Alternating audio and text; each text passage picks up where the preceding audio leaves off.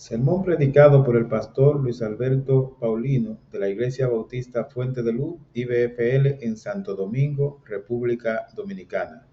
Introducción a Gálatas. Gálatas capítulo 1, versículo 1 al 5. Pablo, apóstol, no de hombre ni por hombre, sino por Jesucristo y por Dios el Padre, que lo resucitó de los muertos, y todos los hermanos que están conmigo, a las iglesias de Galacia. Gracia y paz sean a vosotros de Dios el Padre y de nuestro Señor Jesucristo, el cual se dio a sí mismo por nuestros pecados para librarnos del presente siglo malo, conforme a la voluntad de nuestro Dios y Padre, a quien sea la gloria por los siglos de los siglos. Amén. El contexto que vivieron los reformadores frente a las imposiciones de la Iglesia Católica hace más de 500 años fue por falta de libertades que el cristianismo no tenía en ese momento. Tuvieron que enfrentar en su época un evangelio de obras, al igual que Pablo en Gálatas. Por lo que la Carta de Gálatas es considerada por los reformadores como la carta magna de la Reforma.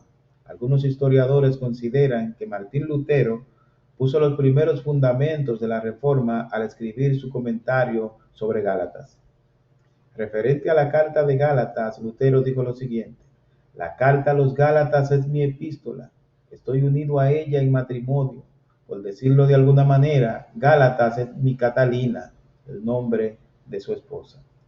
De manera que el estudio minucioso de esta carta jugó un papel importante en la explosión de la Reforma protestante en el siglo XVI. De manera particular, puede hacer lo mismo en tu vida, pues esta carta nos muestra que el Evangelio no es solo para inconversos.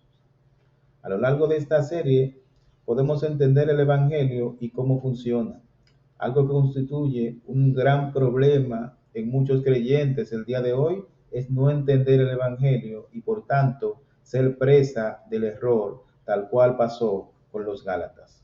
Hoy empezamos esta serie en el libro de Gálatas, con la que no tenemos duda de que seremos edificados y equipados para glorificar a Dios por medio a nuestro testimonio.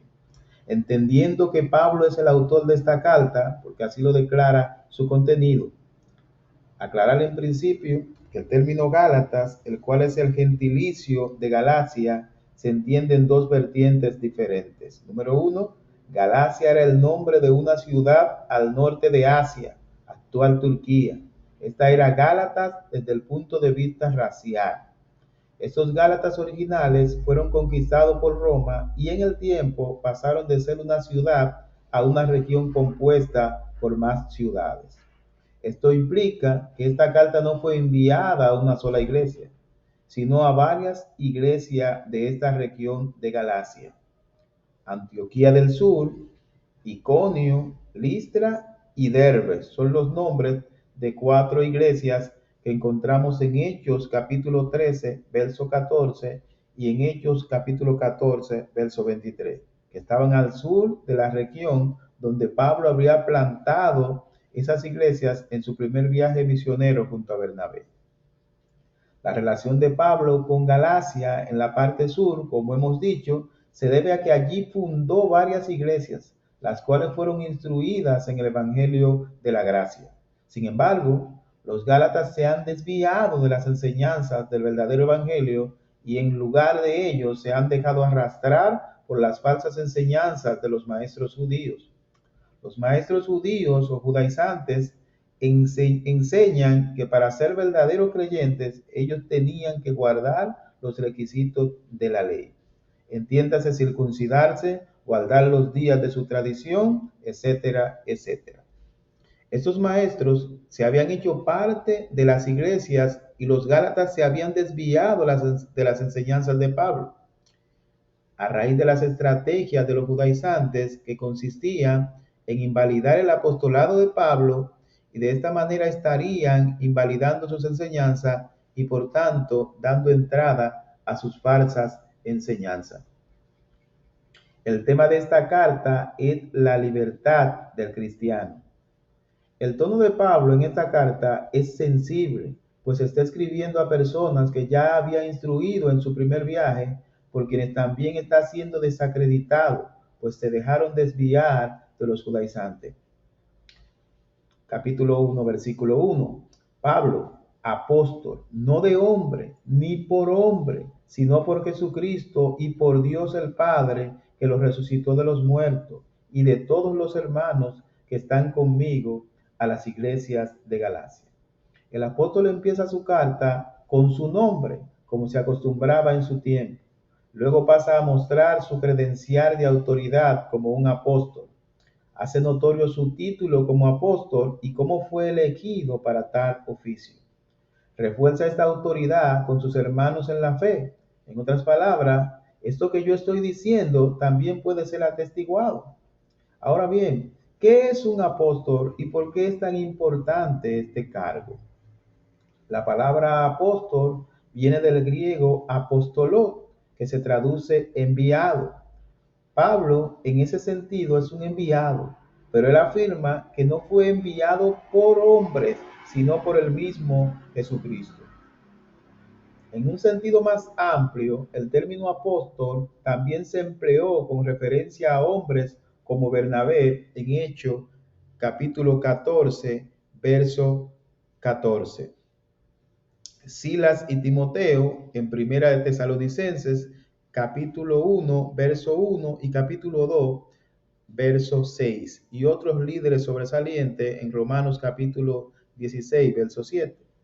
Este segundo grupo de apóstoles fueron enviados por la iglesia, es decir, por canales humanos, como hoy se envían personas a las misiones. El apostolado de Pablo, al igual que los 12, fue enviado por el propio Jesucristo. Estos hombres eran la autoridad principal en cuanto a la palabra del Señor. Los 12 no tuvieron que demostrar su apostolado, pues su relación con Cristo fue algo de dominio público alrededor de 3 años. Sin embargo, el apostolado de Pablo fue único y especial, y estaba siendo atacado por los judaizantes para destruir en los Gálatas sus enseñanzas del verdadero evangelio, de manera que él tenía que demostrarlo. Aquí está en juego la reputación del evangelio. Si su apostolado no era genuino, entonces tampoco lo era su mensaje. Esa era la tesis falsa de los judaizantes. El llamado original de Pablo al apostolado vino directamente por Jesucristo y por Dios el Padre, que lo resucitó de los muertos. Por lo que vemos en estos versos, 3 fuentes de autoridad que declaran la veracidad del apostolado de Pablo. En primer lugar, Jesucristo. En segundo lugar, Dios el Padre. Y en tercer lugar, sus consiervos, compañeros de ministerio. El apostolado de Pablo fue único y especial y podemos verlo en Primera de Corintios capítulo 15, versículo 5 al 10. Y que apareció a Cefas y después a los 12. Después apareció a más de 500 hermanos a la vez, de los cuales muchos viven aún y otros ya duermen. Después apareció a Jacobo, después a todos los apóstoles, y al último de todos, como a un abortivo, me apareció a mí. Porque yo soy el más pequeño de los apóstoles, que no soy digno de ser llamado apóstol porque perseguía la iglesia de Dios. Pero por la gracia de Dios soy lo que soy, y su gracia no ha sido en vano para conmigo. Antes he trabajado más que todos ellos, pero no yo, sino la gracia de Dios conmigo. Con la muerte de Judas se había abierto una vacante en el ministerio de los apóstoles. Y los apóstoles refieren los requisitos que debe tener el hombre que ocupe dicha vacante. Y eso lo encontramos en Hechos capítulo 1, verso 21 al 23. Es necesario, pues, que de estos hombres que han estado junto con nosotros todo el tiempo que el Señor Jesús entraba y salía entre nosotros, comenzando desde el bautismo de Juan hasta el día en que de entre nosotros fue recibido arriba, uno se ha hecho testigo con nosotros de su resurrección. Si somos coherentes con el currículo que los apóstoles buscan, Pablo no calificaba. Él ni siquiera era parte del grupo. Todo lo contrario, era un severo perseguidor de la iglesia. Estas razones posiblemente facilitaban a sus enemigos atacar su apostolado. Ahora Matías fue constituido apóstol mediante la autoridad de los apóstoles, por una vía humana. Sin embargo, Pablo dice, yo no lo recibí de hombre. Gálatas capítulo 1, versículo 1. No de hombre ni por hombre, sino por Jesucristo y por Dios el Padre, que lo resucitó de los muertos. En otras palabras, él no fue elegido como Matías. En Hechos capítulo 1, verso 23 al 26, vemos la elección de Matías y señalaron a dos, a José, llamado Berseba, que tenía por sobrenombre Justo, y a Matías. Y orando dijeron, tú, Señor, que conoces los corazones de todos, muestra cuál de estos dos has escogido, para que tome la parte de este ministerio y apostolado que cayó Judas por transgresión para irse a su propio lugar. Y les echaron suerte, y la suerte cayó sobre Matías, y fue contado con los 12 apóstoles. Un apóstol de Jesucristo es alguien que fue comisionado por Cristo, y Pablo fue un verdadero apóstol de Jesucristo. ¿Cómo sucedió? Sucedió mientras iba camino a Damasco persiguiendo a los cristianos. En Hechos capítulo 9, versículo 3 al 5. Mas yendo por el camino, aconteció que al llegar cerca de Damasco, repentinamente le rodeó un resplandor de luz del cielo, y cayendo en tierra oyó una voz que le decía, Saulo, Saulo, ¿por qué me persigues? Él dijo, ¿quién eres, Señor? Le dijo, yo soy Jesús, a quien tú persigues. Dura cosa te es dar coces contra el aguijón.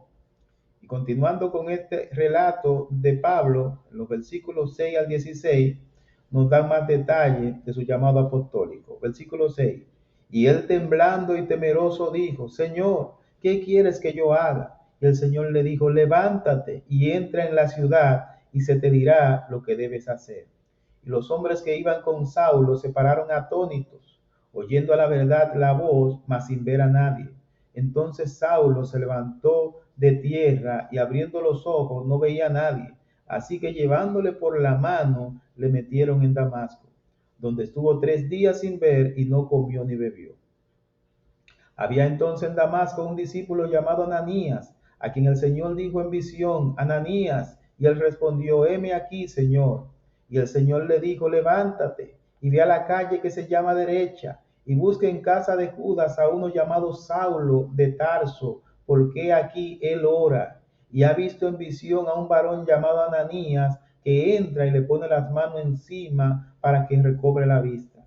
Entonces Ananías respondió, Señor, he oído mucho acerca de este hombre, cuántos males ha hecho a tus santos en Jerusalén, y aún aquí tiene autoridad de los principales sacerdotes para prender a todos los que invocan tu nombre. El Señor le dijo, ve, porque instrumento escogido me es este para llevar mi nombre en presencia de los gentiles y reyes y de los hijos de Israel, porque yo le mostraré cuánto le es necesario padecer por mi nombre.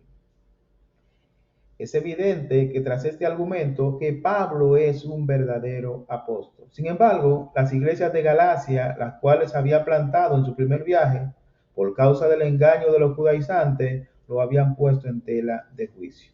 Por lo que esta carta es enviada a las iglesias del sur de Galacia.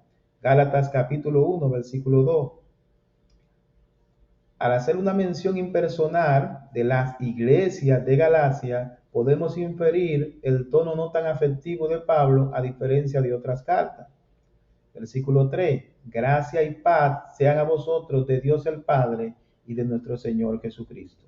Gracia y paz es el saludo típico de Pablo, pero también encierra un ataque a esos grupos legalistas por quienes estaban siendo atacados. Dice un autor que dos de las palabras más preciosas relacionadas al Evangelio dado por Dios son gracia y paz. La gracia es la fuente de la salvación, mientras que la paz es el resultado de poseer la salvación. Romanos capítulo 5, versículo 1 al 2.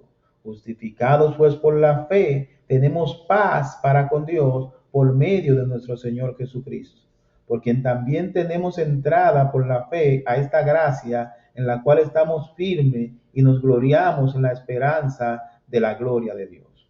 La paz es el resultado práctico de la aplicación de la gracia a nuestras vidas mientras la gracia es un regalo de Dios el Padre y de nuestro Señor Jesucristo.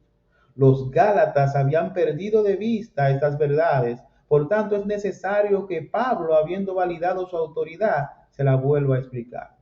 Una de las grandes mentiras que llegamos a adoptar algunos cristianos es pensar que el Evangelio es solo para los no creyentes. Una de las cosas que el pueblo judío hacía con las escrituras era escribirla en lugares visibles con el propósito de no olvidarla. En Deuteronomio capítulo 6, versículos 6 al 9, encontramos esto. Y estas palabras que yo te mando hoy estarán sobre tu corazón y las repetirás a tus hijos y hablarás de ellas estando en tu casa y andando por el camino y al acostarte y cuando te levantes, y las atarás como una señal en tu mano y estarán como frontales entre tus ojos y las escribirás en los postes de tu casa y de tus puertas. Pablo no está dando el mensaje a los Gálatas de manera primaria. No, él le está recordando un mensaje que ya les había dado. Sin embargo, él se ve en la necesidad de recordárselo.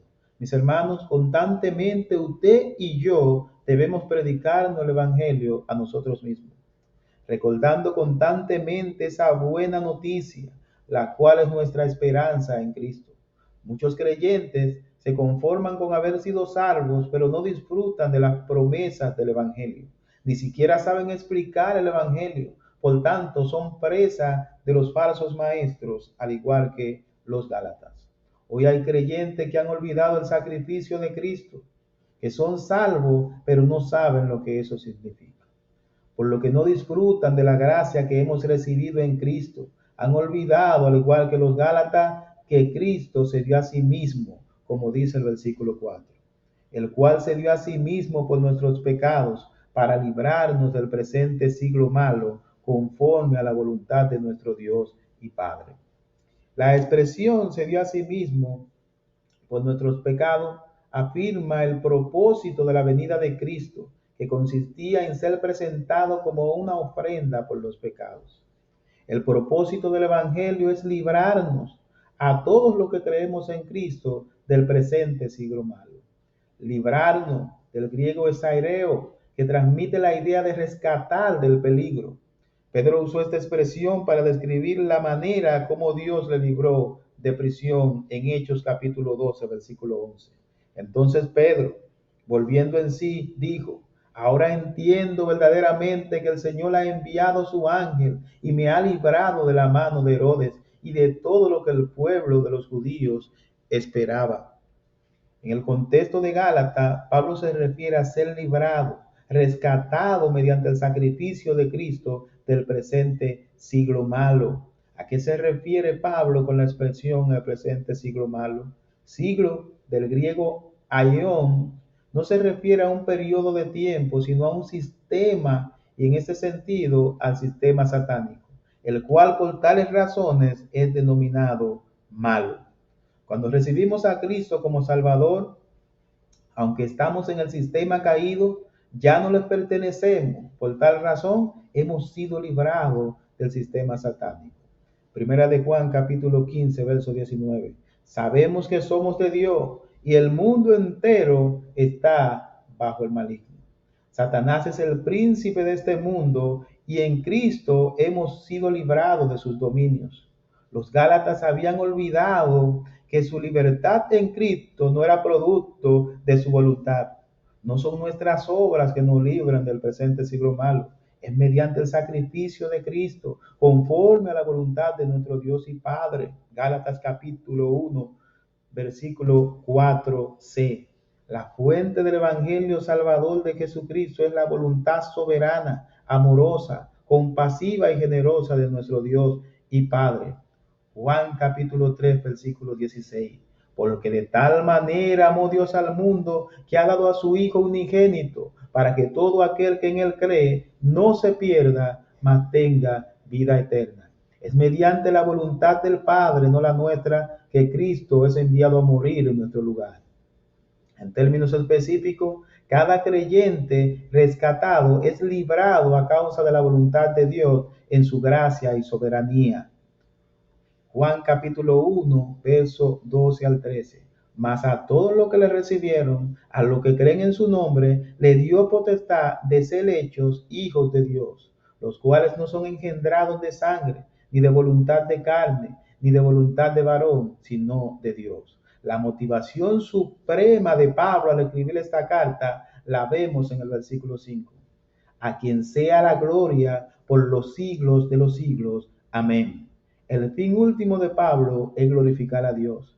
Que Dios sea glorificado por medio de nuestro testimonio como representantes de Cristo debe ser el propósito de cada verdadero creyente.